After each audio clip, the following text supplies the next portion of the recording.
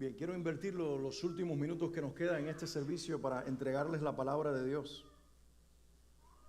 Y hoy he titulado este mensaje, quiero compartir con ustedes sabiduría para vivir. Yo creo que uno de los momentos en la historia de la experiencia del hombre con Dios en la Biblia, uno de los momentos más inusuales, es el momento en el que Dios le dice al que sería rey de Israel, en este caso Salomón, el hijo de David, pídeme lo que quieras. ¿Recuerdan algunos de ustedes ese momento?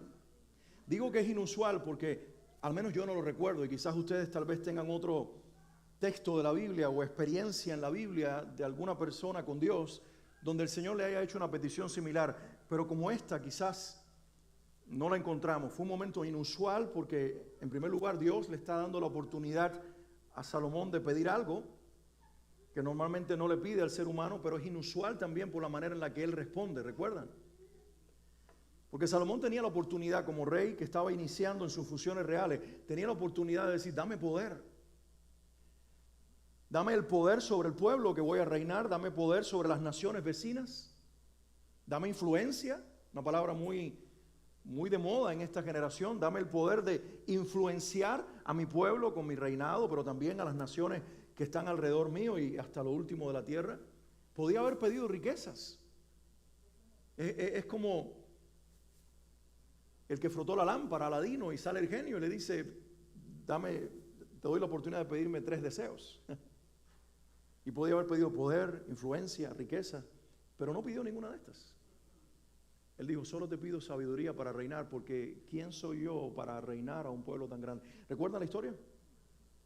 Y de ahí entonces pasa precisamente a la historia Salomón, el escritor del libro de Eclesiastés, del libro de Proverbios, como el rey más sabio de toda la historia. Yo pongo en tela de juicio, sobre todo en la última etapa del rey, que fuera el rey más sabio por las decisiones que más tarde llegó a tomar, pero ese no es mi tema hoy. Solamente quiero señalar cómo hay una necesidad por encima de todas otras las necesidades que los seres humanos tenemos de ser sabios y de tomar decisiones correctas en la vida, de poder tener sabiduría para vivir.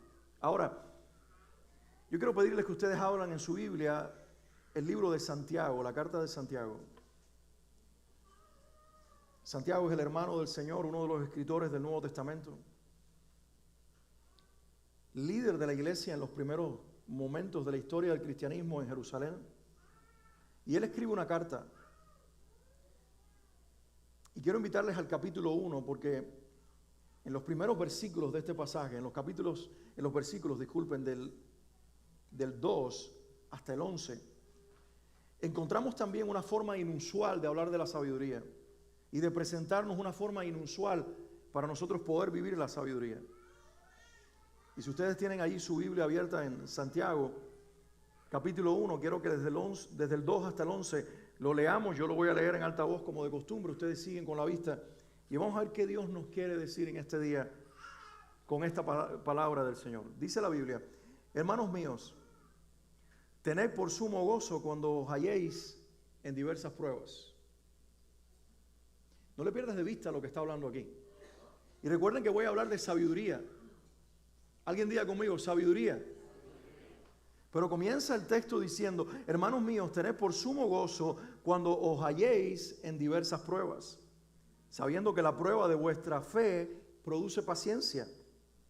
Mas tenga la paciencia su obra completa, para que seáis perfectos y cabales sin que os falte cosa alguna. Y si alguno de vosotros tiene falta de sabiduría, pídala a Dios, el cual da a todos abundantemente y sin reproche, y le será dada. Pero pida con fe, no dudando nada, porque el que duda es semejante a la onda del mar que es arrastrada por el viento y echada de una parte a otra. No piense pues quien tal haga que recibirá cosa alguna del Señor. El hombre de doble ánimo es inconstante en todos sus caminos. El hermano que es de humilde condición, gloríese en su exaltación, pero el que es rico en su humillación, porque él pasará como la flor de la hierba. Porque cuando sale el sol con calor abrasador, la hierba se seca, su flor se cae y perece su hermosa apariencia. Así también se marchitará el rico en todas sus empresas. Permítame orar un momento y pedirle a Dios que sobre esto que acabamos de leer, esta porción de la Biblia en el libro de Santiago, Dios pueda decirnos una verdad que pueda edificar nuestras vidas. Amén. Vamos a orar un momento. Padre, en el nombre de Jesús, yo oro ante tu palabra, Señor, frente a tu palabra y frente al autor de la Escritura, que es el Espíritu Santo, para pedirte que nos hables en este momento y que puedas darnos una verdad edificante, Señor, para cada uno de nosotros. Yo pongo mi humanidad en tus manos y te pido, Señor, que tú digas lo que quieres decir, que cada uno necesitamos escuchar, en el nombre de Jesús. Amén y amén. Si le seguiste el hilo a lo que yo estoy leyendo y tienes una Biblia como la que yo tengo abierta aquí, no sé si en la versión que ustedes tienen en la Biblia, si trajeron una Biblia impresa, normalmente hay unos encabezados frente a ciertas porciones, y esta porción del capítulo 1 de Santiago, versículos del 2 al 11, al menos en mi Biblia tiene un encabezado que dice la sabiduría que viene de Dios. ¿Alguien tiene eso en su Biblia? Pero de momento comenzamos a leer a Santiago y pareciera que Santiago está hablando de cualquier otro tema menos de sabiduría. De hecho, cuando comienza a hablar de pruebas. Y después habla de gente inconstante en su fe. Y no sabemos si es una persona que perdió el hilo en la comunicación y quería hablar de un tema y en algún momento se perdió y comenzó a hablar de cualquier otra cosa. No sabemos si es que estaba escuchando la grabación de un mensaje o un programa radial donde le estaba él tomando nota de lo que estaba escuchando y se metió otra señal y terminó hablando de otro tema. Obviamente estoy diciéndolo de una manera jocosa. No porque quiero que se ríen, sino porque muchas veces nos sentimos así cuando leemos la Biblia. ¿Acaso el tema aquí no es la sabiduría? Y la sabiduría para nuestra vida diaria. ¿Por qué el autor comienza a hablar de pruebas y de fe y de otros temas que pareciera que no tienen ninguna correlación? Pero mis hermanos, aunque parezca que el hombre perdió el hilo en la comunicación o que no sabe de qué tema en particular va a hablar, todo el pasaje que acabo de leerles tiene por propósito revelarnos una sabiduría divina, sobrenatural, que Dios quiere que nosotros disfrutemos y vivamos diariamente. Y por eso hay tres palabras que yo quiero resaltar en este día en relación con este pasaje que acabo de leer, que nos expresan tres maneras en las que la sabiduría de Dios se expresa en nuestra vida diariamente. Si alguno toma notas porque le gusta tomar notas de los mensajes, te voy a decir por adelantado las tres palabras y después miraremos de una manera un poquito más detenida cada una de ellas. Tres maneras en las cuales la sabiduría de Dios se expresa en nuestro diario vivir. Número uno, con gozo. Alguien diga conmigo, gozo. En segundo lugar, honestidad. Alguien diga honestidad. Y en tercer lugar, con madurez. Y yo sé que tampoco estás entendiendo mucho, por eso necesito entrar en cada una de estas palabras para que ustedes vean cómo hay una sabiduría de Dios para enseñarte a vivir, inclusive cuando el diseño de la vida no es el que tú estabas queriendo vivir. Lo primero que el pasaje nos revela es el gozo en medio de situaciones que no son muy agradables. Dice, hermanos míos, tened por sumo gozo cuando os halléis en diversas pruebas, sabiendo que la prueba que produce paciencia. Alguien dijo que la mejor palabra aquí, más que paciencia, que obviamente está correcta, sería la palabra perseverancia. Es la capacidad de esperar con paciencia, pero permanecer en una postura que aparentemente la circunstancia nos pide que ya no tengamos. Y luego el versículo 4 dice, mas tenga la paciencia su obra completa para que seáis perfectos y cabales sin que os falte cosa alguna. Lo que el pasaje nos está diciendo es, encuentren una razón para experimentar gozo cuando son probados. Mis hermanos, no hay mayor sabiduría que enfrentarse a las pruebas de la vida con alegría y con gozo. Y Santiago en primer lugar, o el Espíritu de Dios, Dios a través de este hombre en la Biblia, nos está presentando a un tipo de creyente que cuando los problemas, así los llamamos, ¿verdad? O las pruebas, como lo llama la Biblia, tocan a su puerta, en lugar de desmoronarse, expresan alegría, expresan gozo. Y dice la Biblia, encuentren una razón de sumo gozo cuando se hallen en diversas pruebas. Pero ¿podemos nosotros ser humanos y reconocer esto?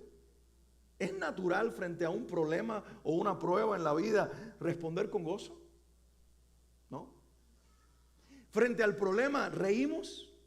Frente al problema nos gozamos. Alguien tiene la locura de decirle a los problemas, qué bueno que llegaron porque los estaba esperando. Nadie. Nadie quiere una enfermedad. Nadie quiere una crisis familiar. Nadie quiere tener un problema económico. A ver, ¿alguien quisiera tener una situación así en su vida? No. Pero la Biblia está diciendo, cuando vengan las pruebas a tu vida, en realidad reconoce que es una razón para tener un gozo profundo. Miren, la Biblia no está hablando de tener la boca abierta todo el tiempo en una sonrisa ficticia cuando el problema viene. Porque el gozo no es alegría pasajera o euforia temporal. ¿Alguien está conmigo aquí?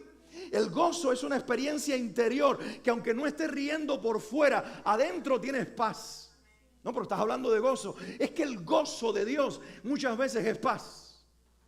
Pero también es la suma de estar tranquilos. Y hay gente que te ve en el problema y te dice, no entiendo cómo tú puedes estar tan tranquilo en medio de la enfermedad. No entiendo cómo tú puedes estar tan tranquila en medio del problema financiero. No entiendo cómo puedes estar tranquila frente a la rebeldía de tu hijo.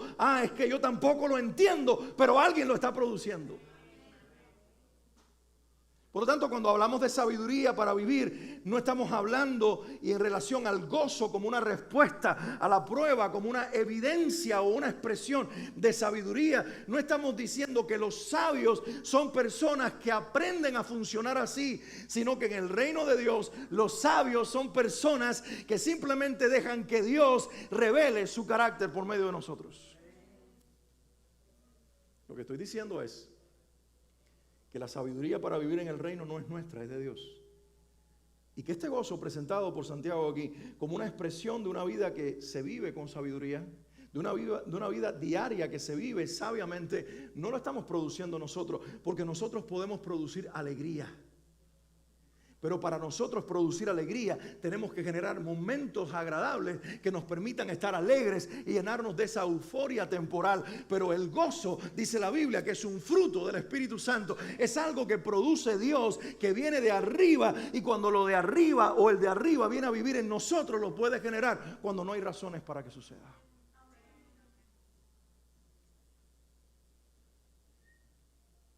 El texto dice, reconozcan que la prueba examina nuestra fe para producir paciencia, para producir perseverancia.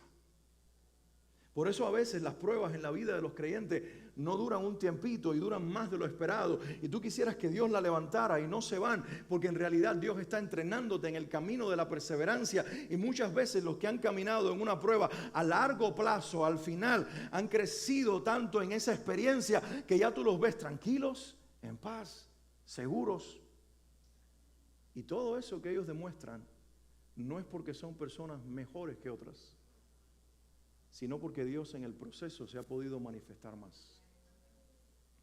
Porque hay algo que tienen las circunstancias en la vida que los humanos llamamos problemas y que Dios en su palabra llama pruebas. Y es que estas tienen el poder de aplastar nuestro ego, nuestra humanidad. Y cuando somos cristianos, son las pruebas las que precisamente permiten que Jesús se manifieste más en nosotros.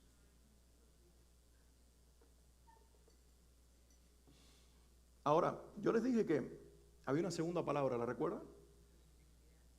La honestidad. Porque de momento Santiago como que pierde el norte una vez más y empieza a hablar, está hablando de pruebas, ¿verdad? Versículos del 2 al 4. Hermanos, encuéntrense en sumo gozo cuando se hallen en diversas pruebas, sabiendo que la prueba produce paciencia, etcétera, etcétera. Pero luego en el versículo 5 dice, y si alguno de ustedes tiene falta de sabiduría, pídala a Dios. Y no sé ustedes, pero cuando yo leo estas cosas, digo, este hombre saltó como de una cosa para otra, ¿no? Está hablando de pruebas y de momento dice, pero se me olvida. Antes de que se me olvide, ¿conocen gente así? Normalmente los predicadores, y por eso al final ustedes dicen, ¿qué fue lo que dijo? Y Santiago está en ese estado aparente donde está hablando de pruebas, pero dice, se me puede olvidar el tema de la sabiduría. Déjame hacer una pausa y decirle a los creyentes que si alguno tiene falta de sabiduría, que la pida a Dios. Así lo vemos, ¿verdad? No. El hombre no perdió el hilo conductor de la comunicación. ¿Sabe lo que está diciendo? Es una de las maneras en las cuales los creyentes aprendemos a ser sabios en el diario vivir de nuestra fe es cuando aprendemos a practicar la sinceridad, la transparencia y la honestidad. por qué yo digo esto? Porque eso es lo que se extrae de este pasaje de la Biblia. Lo que está diciendo el Señor es, y cuando te des cuenta de que no tienes la sabiduría suficiente para responder con gozo a la prueba que estás viviendo, sé honesto para reconocer que te falta esa dosis de sabiduría y pedírselo a Dios. Y yo no sé cuántos de ustedes encuentran esto necesario de hoy ser puntualizado, porque de momento nos encontramos con un creyente en los versículos del 2 al 4 que no se parece a la mayoría de nosotros, al menos no se parece a mí. Yo no respondo inicialmente frente a las pruebas de la vida con gozo. Y no estoy hablando de reírme, no estoy hablando de sonreír, estoy hablando de que en las pruebas de la vida yo no encuentro inicialmente, y tal vez alguien se identifique conmigo, no encuentro la paz, la paciencia, la estabilidad, la confianza en Dios, la seguridad que denotan o definen el gozo del Espíritu Santo, sino que me encuentro preocupado, me encuentro aplastado en el problema, me encuentro a veces haciéndole reclamos a Dios, me encuentro preguntando ¿por qué me está pasando esto? ¿Alguien está conmigo? Y creo que tienes libertad para levantar las manos, porque esperarías que los pastores dijeran: ah, no, a mí no me pasa, yo soy el cristiano de los versículos del 2 al 4, el que cuando viene la prueba me encuentra con los guantes puestos, estoy ahí en mi esquina del cuadrilátero, le sonrío a la prueba y le digo: te estaba esperando porque soy más fuerte que tú. Ja, ja. No. Muchas veces me encuentro ante esta realidad. No tengo la sabiduría suficiente para responder con gozo de Dios a la prueba. No porque a Dios le falte la capacidad de darme el gozo, sino porque a mí me falta la capacidad de confiar en Dios. Pero ¿saben qué es sabio en ese momento de la vida? Lo que Santiago nos presenta aquí, aparentemente como sin sentido, pero con mucho sentido. Sé lo suficientemente honesto, sincero y transparente con Dios como para decirle: Señor, no tengo la sabiduría para interpretar las pruebas presentes como debería hacerlo, por eso no tengo el gozo para responder, pero Señor, ¿sabes qué? Frente a esta realidad entiendo que tengo el poder para convertir mi incapacidad en una oración y creer que tú la vas a responder. Es lo que dice el versículo 5. Si alguno tiene falta de sabiduría, pídala a ¿quién? A Dios, el cual da a todos abundantemente y sin reproche, y le será dada. La iglesia, y hablo en general de la iglesia, no solamente de nosotros, tiene un problema. Los cristianos tenemos un problema. Y es que los cristianos hemos interpretado que se supone que como Dios está en nosotros, nosotros debemos estar bien todo el tiempo. Y que nosotros debemos tener fe y fortaleza espiritual todo el tiempo. Por eso, si tú le preguntas a un cristiano que te lo encuentras en la calle, y eso en la cultura de fe es muy común: hey, ¿cómo estás? Te van a decir algunos cristianos: en victoria. Y algunos, mucho más expresivos: total y aplastante. Y por dentro están aplastados. Les acepto que en ese momento no quieran confesarte cómo se sienten. Y la Biblia a lo mejor nos da el espacio, no para mentirle a otros creyentes, pero nos da el espacio para que seamos honestos y sinceros con Dios y no vengamos delante de la presencia de Dios diciéndole con palabras falsas lo que nosotros no estamos experimentando, sino tener la honestidad de venir frente a nuestro Padre y reconocer: me falta la sabiduría para enfrentar el proceso donde me encuentro, y por eso las lágrimas me ganan, el sufrimiento me gana, la congoja me gana, la preocupación me gana, la ansiedad me gana inclusive el resentimiento y el reclamo a tu persona, Dios. ¿Alguien se ha encontrado alguna vez ahí? Porque por eso me gustan los salmos. David y los escritores de los salmos no esconden lo que sienten ni tan siquiera con respecto a Dios. Pero veo a un Dios que no los rechaza, sino que los transforma en el proceso, que hace silencio frente a la queja del hombre, no porque lo considere debilidad o falta de fe, sino una experiencia de fe mayor, cuando conoces que inclusive el Dios en el que ha creído te da la oportunidad y la libertad para decirle cómo te sientes, porque sabes que cuando abres tu corazón, Él cambiará tu vida. Él transformará lo que tú sientes. Entonces, ser sabio en el diario vivir es mucho más que pedirle a Dios: enséñame a ser el rey de mi nación. Es pedirle en cada una de las etapas de un creyente común: enséñame a ser genuino, porque en la autenticidad está la transformación. En la sinceridad está el cambio. Y esto debe comenzar en la presencia de Dios. qué bueno es que en lugar de autoengañarnos y usar la fe como una droga, podamos usarla como un fundamento para que nosotros podamos ser genuinos delante de Dios. Y voy a decir esto con mucho respeto, pero lo voy a decir de una manera coloquial para que se entienda mejor. Pero hay mucha gente que usa la fe en la iglesia y en la vivencia cristiana como si fuera una droga. Y en el proceso se enajenan. Y ponen cara de que todo está bien. Y ponen cara de que todo está perfecto. Y está bien que tú quieras guardar la compostura frente a terceras personas, pero no lo hagas frente a Dios. Porque tu Padre Celestial no está contratando actores. Tu Padre Celestial está buscando hijos de carne y hueso, quebrados y rotos por las circunstancias de la vida, pero que tengan el corazón suficientemente lleno de honestidad como para decirle, pero aquí estoy creyendo que tú puedes cambiar mi insuficiencia y mi incapacidad en algo totalmente diferente por el poder que opera dentro de mí, que es el poder de Cristo y de su Santo Espíritu.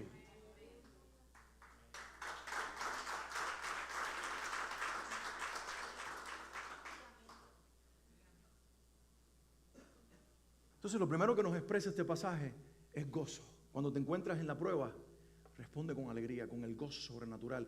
Y eso es una etapa en la vida. Lo que hace Santiago es, y eso es muy característico en el pasaje bíblico y en los pasajes de la Biblia. Por ejemplo, Jesús siempre animaba a sus discípulos con un milagro. Él hace cosas tremendamente poderosas. Él le da de comer a una multitud y después se sube un bote para que los despierte una tormenta. Pero primero hizo un milagro y luego los llevó a una tormenta para después liberar a un endemoniado. Entonces Jesús está usando este recurso también en la literatura de su palabra, en la Biblia, donde primero nos muestra la escena perfecta, la escena completa, para que nosotros nos enamoremos de la idea de ese cristianismo, para que luego choquemos con la realidad de que todavía no estamos en esa etapa. Les puedo denunciar algo por fe y casi proféticamente, de que cada uno que es honesto hoy y sincero en decirle al Señor, en esta etapa me encuentro donde no puedo gozarme en la prueba, porque me falta la sabiduría para expresar ese gozo y mostrar la sabiduría y mostrar el gozo del Espíritu Santo. El que es honesto en esa confesión, mañana en la siguiente prueba sí tendrá el gozo del Espíritu Santo, porque no fingiste una experiencia, sino que fuiste a la fuente para recibirla de Él.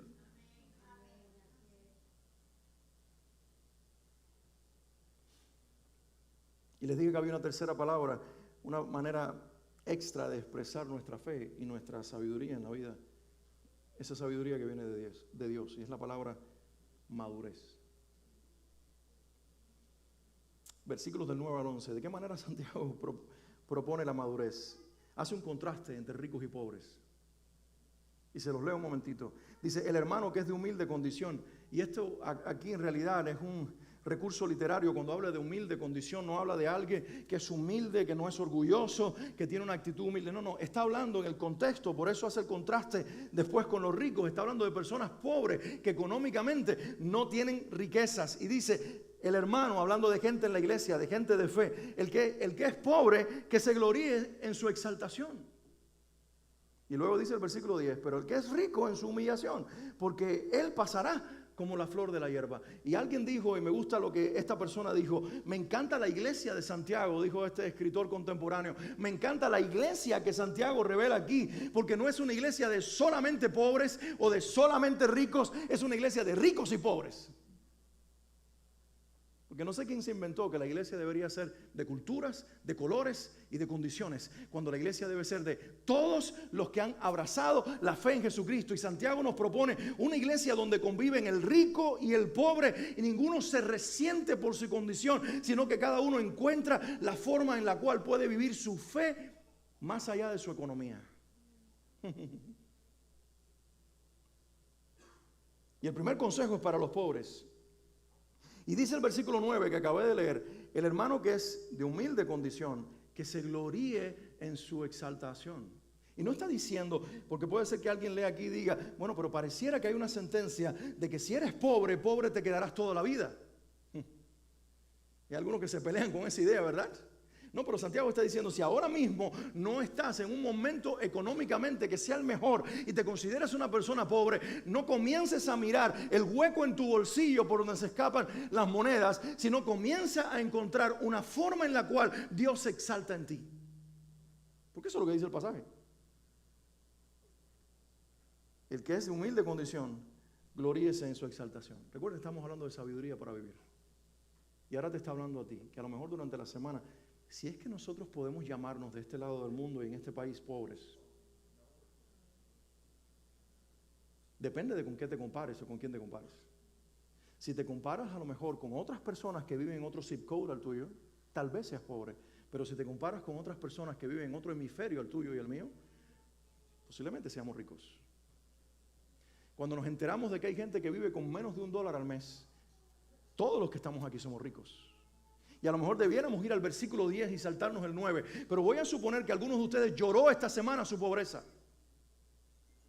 Y voy a suponer que ahora el Espíritu Santo está hablando por medio de mí a ti que en esta semana te quejaste porque querías cambiar el carro y tu economía no te da para cambiarlo. Qué lujo, ¿verdad?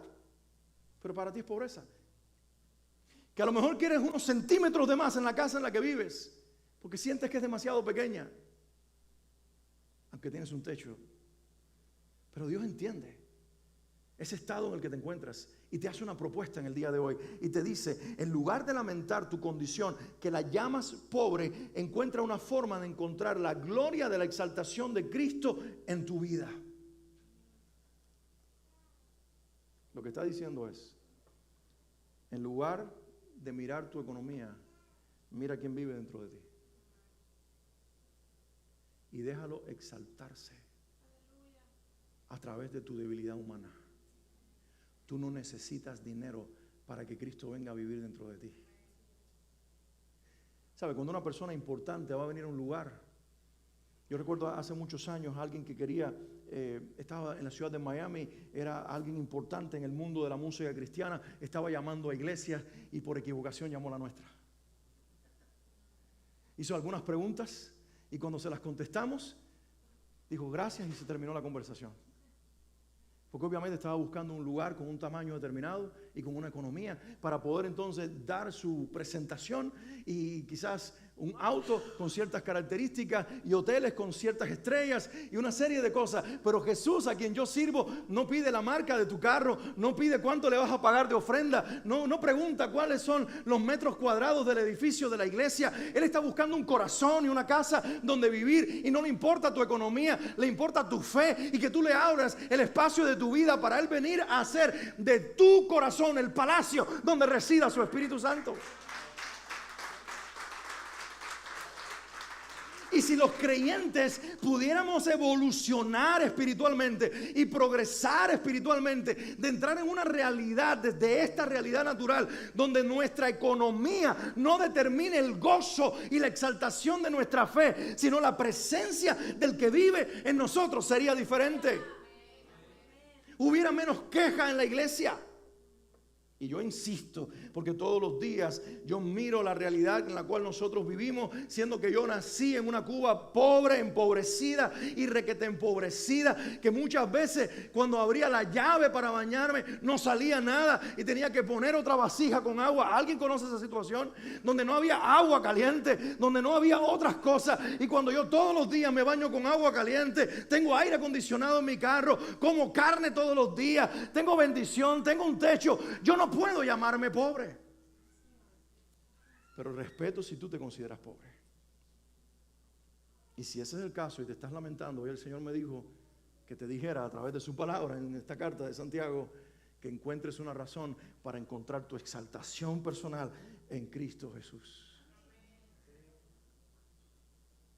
Pero el pasaje tiene un consejo para el que tiene riqueza material y dice, pero el que es rico en su humillación, porque el rico, la persona con riqueza, pasará como la flor del campo.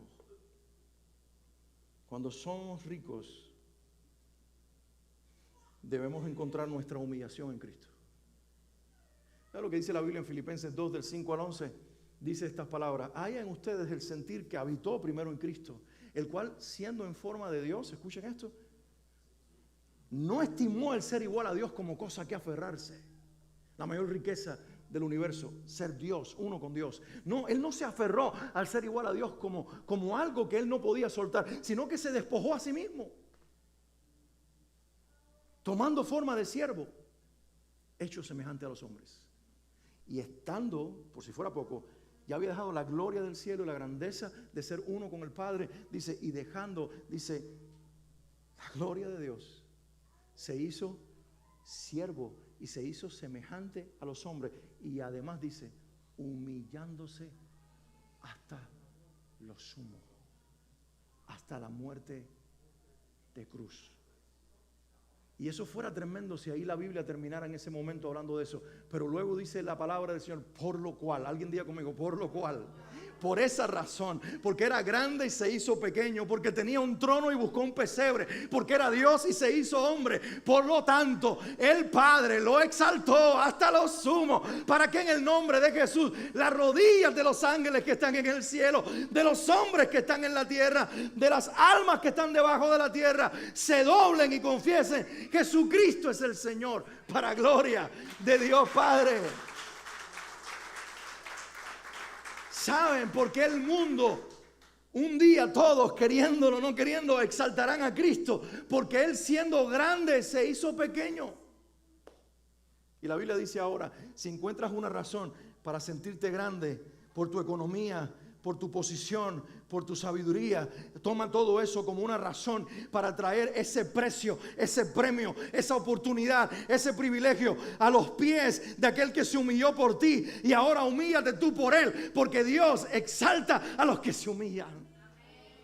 A lo mejor llegaste agradecido esta semana. No te quejaste porque tu carro no es el del año. No te quejaste porque no tienes los centímetros cuadrados que quieres en tu casa. No te quejaste porque tu economía no es la más solvente. A lo mejor estás lleno de todo lo que tienes y Dios te dice: y todo lo que tienes es un reflejo de mi amor por ti.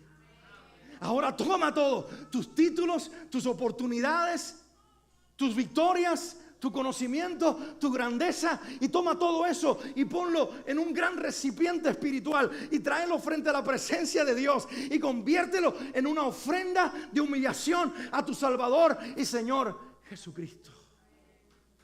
Y con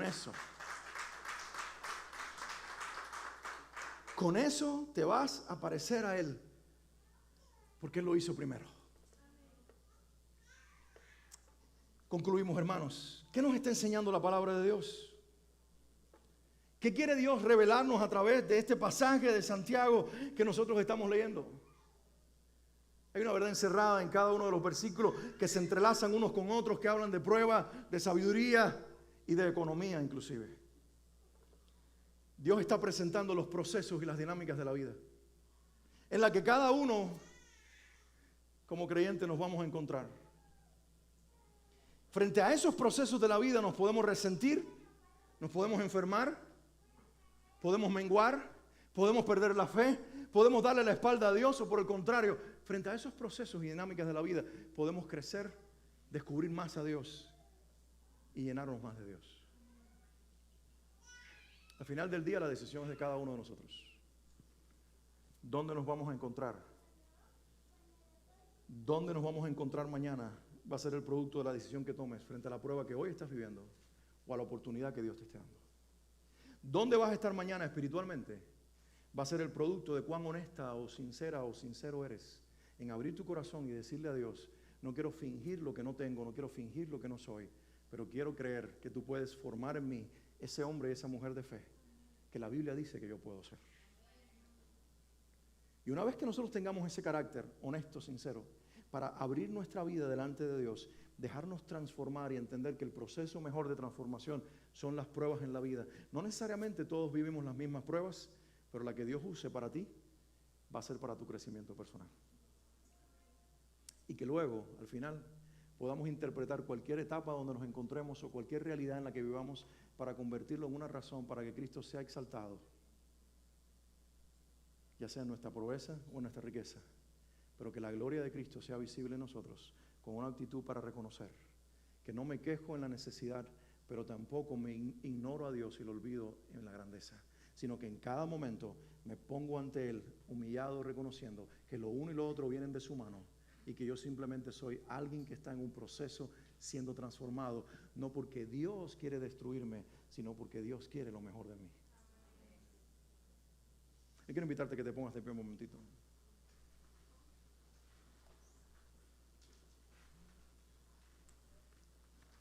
Y siendo que el tema que hoy Dios quiso compartirnos es el tema de la sabiduría para vivir, esta es la conclusión.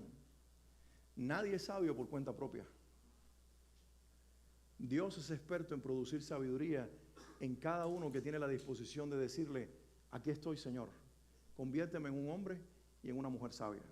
Lo único que tienes que estar preparado en el proceso para ser probado, porque la prueba es el método de Dios para que te conviertas en un hombre y en una mujer de fe, sabios en el diario vivir. ¿Tienes la valentía hoy de decirle al Señor: aquí está mi vida? Quiero vivir todos los días con la sabiduría suficiente hasta llegar a ese nivel de fe y de crecimiento en mi vida, cuando, sin importar las circunstancias, todo se convierte en gozo, todo se convierte en gratitud, todo se convierte en alabanza, porque te veré en el centro de cada situación, te veré en el centro de cada experiencia, y aunque me duela el proceso, aún así confiaré en ti y te buscaré a ti, clamaré a ti, y tú vas a transformarme a la imagen de tu Hijo Jesucristo. Vamos a orar un momento. Padre, en el nombre de Jesús, gracias por tu palabra, gracias por todo lo que tú hoy nos has dicho a través del texto de Santiago. Gracias por la reflexión y la invitación que tú nos haces a meditar y ver nuestra vida a través del lente de la eternidad, del lente sobrenatural de tu palabra, del lente de lo divino. Ahora te pido que ministres el corazón de cada uno que está en este lugar. Yo no sé exactamente dónde cada uno se encuentra, en qué etapa de la vida está. A lo mejor están siendo probados. Tal vez están siendo procesados por circunstancias de la vida y tú lo estás permitiendo. Que esto no se convierta en razón para amargarse, para resentirse y para darte la espalda, sino que por el contrario, que esta experiencia, si alguno está en medio de la prueba, se convierta en una oportunidad para ser honestos y sinceros contigo y decirte: Dios, te necesito. Padre, necesito tu sabiduría, necesito tu poder, necesito tu intervención, necesito tu transformación, porque eso es lo que cada uno debe hacer y eso es lo que tú esperas de nosotros. Padre, encuéntrate con nosotros en cualquier etapa de la vida, en el logro, en el éxito, en la prosperidad, como también en la derrota, en el fracaso y la pobreza. Y que cualquiera que sea la experiencia, Señor, porque quizás la vida alcanza para todo, la vida alcanza para disfrutar el éxito como el fracaso,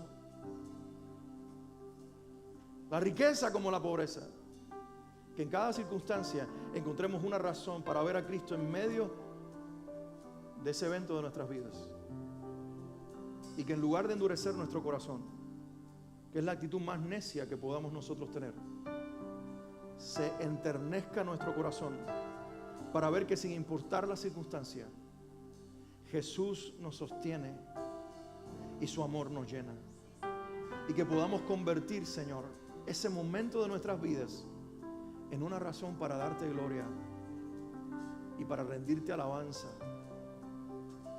solamente con nuestras vidas, solamente con nuestro diario vivir. Y allí, Señor, está encerrada la mayor expresión de sabiduría.